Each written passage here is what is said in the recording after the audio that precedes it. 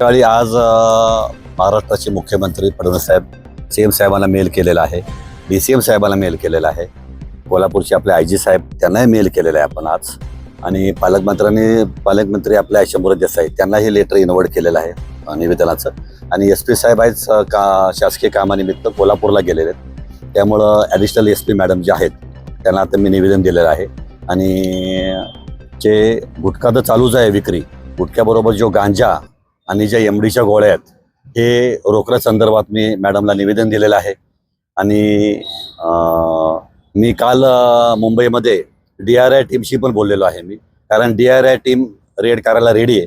जर पोलीस प्रशासन जर माझी अपेक्षा आहे किंवा माझा विश्वास आहे सातारा पोलिसांवर, जे आजपर्यंत लहानपणापासून इथे आहे मी पाहतोय सातारा पोलीस, विश्वास आहे माझा. पण जर महिन्याभरात जर त्यांनी कारवाई जर नाही केली तर मी DRI टीम डायरेक्ट घेऊन येणार, मी डायरेक्ट ऑपरेशन करणार इथे. कारण मला माहिती कुठे गांजा विकतात, कुठे MD विकतात. कसं आहे की मेट्रो सिटीपासून हे माझ्या राजधानी साताऱ्यापर्यंत आलेलं आहे. राजधानी साताऱ्यामध्ये येऊन शाळा कॉलेजपासून तुमच्या आमच्या घरापर्यंत यायला वेळ लागणार नाही. त्यामुळे मी काय सामाजिक कार्यकर्ता आहे आणि माझे देव श्रीमंत छत्रपती उदयन महाराजांचे आशीर्वाद घेऊनच मी कोणतेही काम करतो. त्यामुळे हे MD सारखं गांजासारखे जर नशिली पदार्थ थांबत नसतील इथे तर मला 100% DRIची मदत घ्यावी लागेल. आणि DRI त्याचं मी बोलवून घेतलेलं आहे. तसे DRIच्या लोकांनी मला आश्वासन दिलेलं आहे आणि मला बोलले तुम्ही स्पॉट दाखवा, आम्ही डायरेक्ट रेड करायला तयार आहे.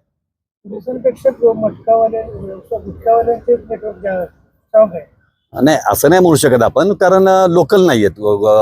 गुटखावाला म्हणजे बाहेरून इथे येता येते आणि लोकल मी कोणाच्या पान टपरीवर कोणावर मी हे करत नाहीये, त्याच्यावर कधी आपण नाही. पण मी आता अक्षरशः मी माझ्याकडे 4 स्पाय कॅमेरे मागवलेत. आता मी माझे स्पाय कॅमेरे माझ्याकडे आलेले आहेत. मी 8-10 दिवस बघणार रेड किती पडतात, काय पोलीस प्रशासन करते. नाही तर मी स्पाय कॅमेरे करून प्रूफ रेडी करणार आणि DRI टीमला पाठवणार. मी DRI टीम यायला तयार आहे.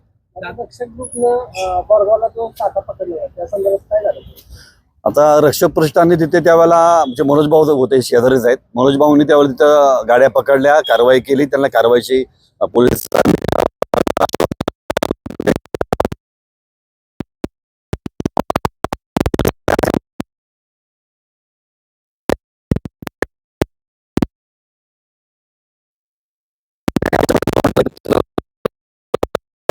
माझं पोट नाही भरणार. कारण जो साठा जिल्ह्यामध्ये येतोय, जो गांजाचा साठा जिल्ह्यामध्ये येतोय, तर MD सारख्या जर गोळ्या इथं ओपनली विकल्या जातात आणि तुम्हाला माहित नाही हे बॅक कव्हर असतं मोबाईलच्या, बॅक कव्हरच्या पाठीमागे आज गांजाच्या पुड्या ठेवायला लागलेत, मुलं आणि मुली ठेवायला लागलेत. हे दुर्दैवी भाग आहे जिल्ह्यासाठी. चक्रीचं प्रमाण पण साताऱ्यात बरेच ठिकाणी चालू आहे.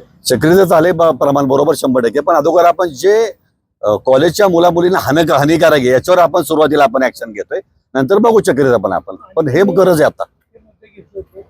अर्धवट सोडले आपण शेवटपर्यंत करणार मी. त्यामुळं माझा स्वभाव वेगळा आहे. मी राजकीय माणूस नाही, मी सामाजिक कार्यकर्ता आहे आणि देश सेवा करतो, समाजसेवा करतो. त्यामुळे मला माहिती आहे ऍक्शन नाही झाल्यावर कोणत्या टीमचं कोणालाही वर इन्व्हॉल्व करायचं हे चांगलं मला माहिती आहे. त्यामुळे मी शेवटपर्यंत प्रयत्न करणार आणि जोपर्यंत इथं गांजा पूर्ण सातारा जिल्ह्यात गांजा बंद होत नाही, गुटखा बंद होत नाही, त्या MDच्या गोळ्या बंद होत नाही, तोपर्यंत माझं आंदोलन किंवा हे जे आम्ही रक्षक प्रतिष्ठानच्या लोकांनी जे आज चालू केलंय हे आम्ही बंद करणार आहे. कारण मी मला कुठे इलेक्शन उभं राहायचं, त्यामुळं त्यांनी एक तुटपुंजेच एक जिल्ह्यामध्ये 1000 व्यावसायिक असतील, गुटखा विकणारे, गांजा विकणारे, MD विकणारे.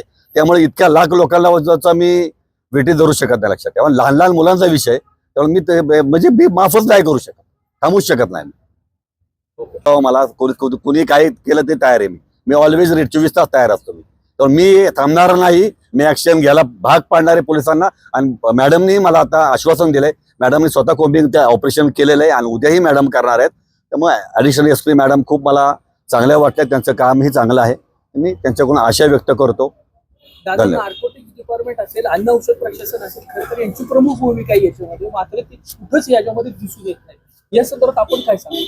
काय आहे की सगळ्यात महत्वाचं डेअरिंग पाहिजे आपल्याला. ते डेअरिंग माझ्यामध्ये वाघाचा काळज घेऊन जन्मलेला माणूस आहे मी.